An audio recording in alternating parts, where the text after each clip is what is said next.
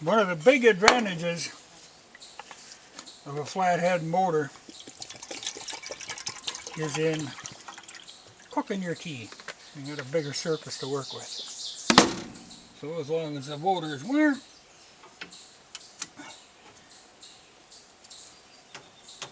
I'll get some tea cooking.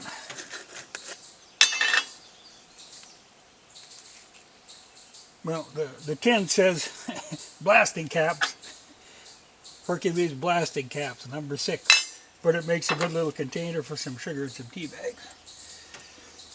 And I'll let that cook. Okay, I've got her into the position where I want her. And it's a little bit over 100 yards. They're like 105 yards. But I can live with that because that gives me room if I have to shoot from the ground or stand in front of it to do 100-yard shots. I can do it. But now, to fasten that top on, I got to make,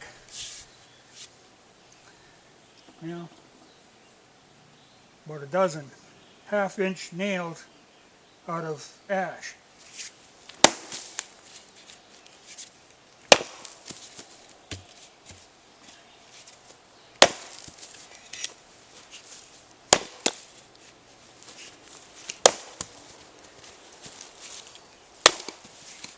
This ash is a nice straight grain. You can get some good little nails out of her.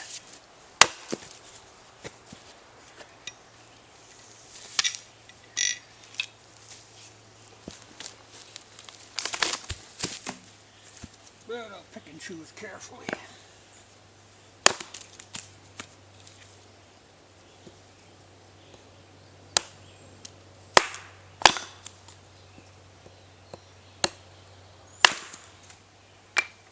But I'll go ahead and make up a bunch of nails. And these will be kind of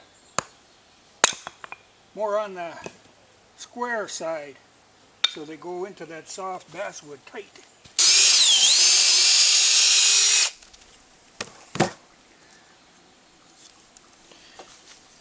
Okay, now you might not think of these as nails, but actually wooden pins were used for nails long before iron nails.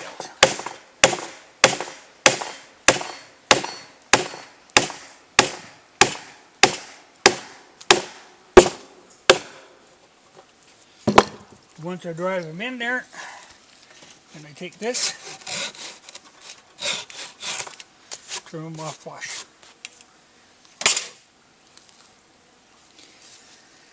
But I'll keep getting her all nailed in there. Well, I got her all nailed down, trimmed off the edges and rounded the corners. Now I'm going to take the plane and smooth it off so it ain't splintery.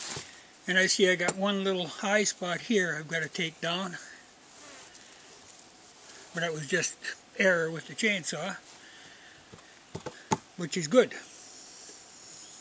And I went raspberry picking. These wild raspberries grow all over up here, and the season has started. So I'll have my tea and some raspberries.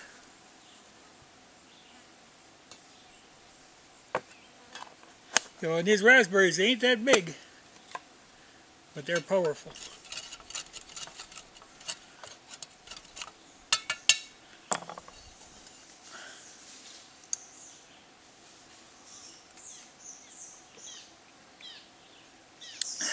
But I'm pretty near done here.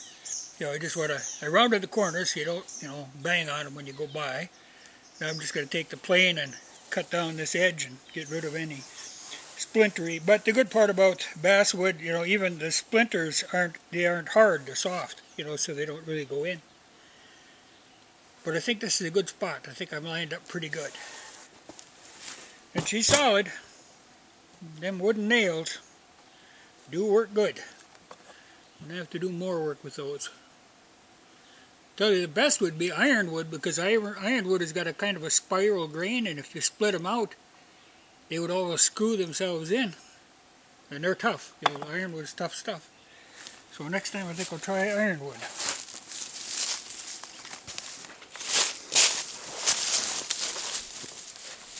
Okay, I think I'm going to call her good. I'll do some more finishing. Let this wood dry out a little because it's kind of on the wet side yet. And I made an accessory here. I made a block. Well, I made a little pig too, but I got a stump that I'm sitting on. But I put a target up and give her a try. And I'll probably, once it dries and I can clean it up a little more, then I'll put pine tar on the top and at least on the bottom about 6 inches of the legs. But I don't know that I'll do the whole thing. We'll see, I might.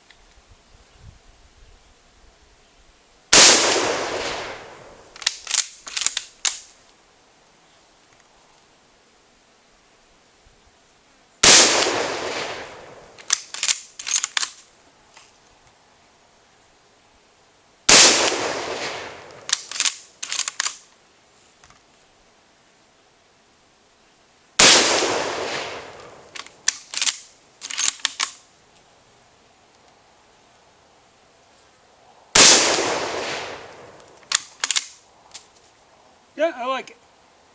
It's going to be a lot more comfortable. A lot better to work with. So that's the end of the shooting bench project, at least for now.